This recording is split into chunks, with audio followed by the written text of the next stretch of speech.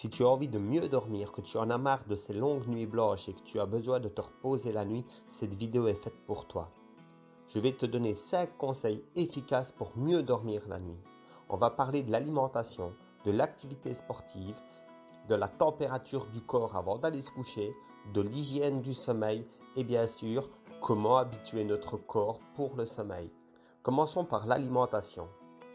La plupart du temps, on mange très lourd le soir. Qu'est-ce qui se passe? On a une digestion qui est lourde et qui est difficile. Et ça peut embarrasser notre sommeil. L'idéal, ce serait de consommer des aliments légers.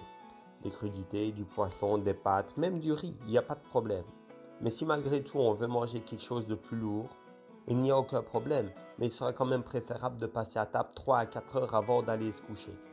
Si maintenant tu as envie de te faire une bonne pizza maison, pas de problème. Si tu vas coucher à 23 heures, ne la mange pas à 20 heures, mange-la avant. Et c'est tout, tu auras le temps de digérer, tu ne seras pas embêté pour la mise au lit. Deuxième des conseils, l'activité sportive. Le sport est très bon pour la santé, mais il faut toujours prévoir une séance de sport plutôt en matinée qu'en soirée.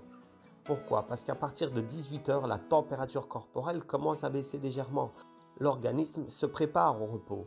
La pratique du sport augmente le rythme cardiaque et un rythme cardiaque élevé maintient une température corporelle élevée. Cela maintient l'organisme éveillé et perturbe notre rythme biologique, donc notre sommeil. C'est pour cela que je te conseille une activité sportive avant 18 heures. Si maintenant ton emploi du temps t'empêche de faire du sport avant 18 heures, le conseil suivant va vraiment t'aider à quand même passer une bonne nuit. Conseil numéro 3, réguler la température du corps. Beaucoup de personnes prennent une bonne douche bien chaude ou un bon bain chaud le soir pour se détendre. C'est une erreur à éviter. Notre organisme diminue sa température interne pour se préparer au sommeil. Donc pour éviter de perturber notre organisme et afin de l'apaiser, il serait préférable de prendre une douche avec une température maximale de 37 degrés. Si nous avons fait du sport en soirée, on prend une douche tiède ou à bas afin de réguler la température corporelle. Et on attend au moins 2 bonnes heures après la fin de notre séance de sport pour aller au lit. Quatrième des conseils, l'hygiène du sommeil. Qu'est-ce que c'est que ça? Le sommeil est organisé en cycle d'environ 90 minutes. Si nous ratons notre moment pour aller nous coucher, il faudra attendre le prochain cycle de sommeil, c'est-à-dire 90 minutes plus tard. Donc en gros, parce que par moment nous regardons la fin d'un film, malgré la fatigue, nous restons à discuter avec notre conjoint ou des amis, parce que nous avançons dans la lecture de notre dernier bouquin ou bien parce que, je ne sais pas, nous allons nous coucher une vingtaine de minutes après le début de notre cycle de sommeil. Dans ce cas, nous allons certainement nous retourner dans notre lit sans parvenir à nous endormir. Ce qu'il faudrait faire, quand nous commençons à bâiller, par exemple, que nos petits yeux commencent à picoter ou bien que nous commençons à frissonner, bam, direction le lit. Mais c'est pas tout. Une fois notre cycle de sommeil trouvé, il est bien de le respecter constamment. Dans l'idéal, nous coucher chaque soir à la même heure et nous lever chaque matin à la même heure va entretenir automatiquement notre hygiène du sommeil.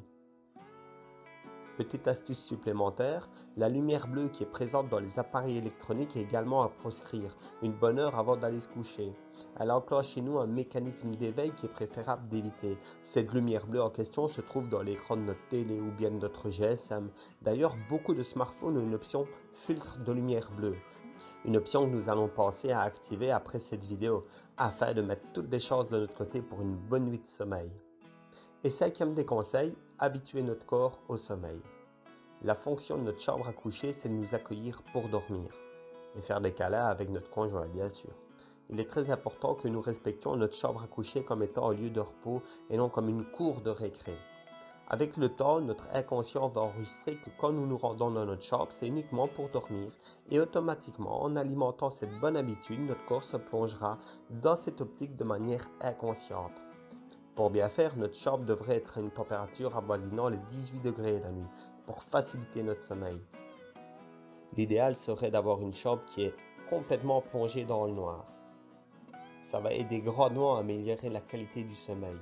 Donc pourquoi ne pas fermer nos volets ou acheter des tentures occultantes? Mais c'est pas tout, le silence est rigueur la nuit. Si nous avons un partenaire qui ronfle, il ne faut pas hésiter à nous procurer des boules qui quièces. L'oreiller et le matelas auront également un rôle important dans la qualité de notre sommeil. Il ne faut pas hésiter à investir dans un oreiller confortable et un matelas adéquat. Je n'ai plus qu'à te souhaiter de passer une très bonne nuit de sommeil. À très bientôt.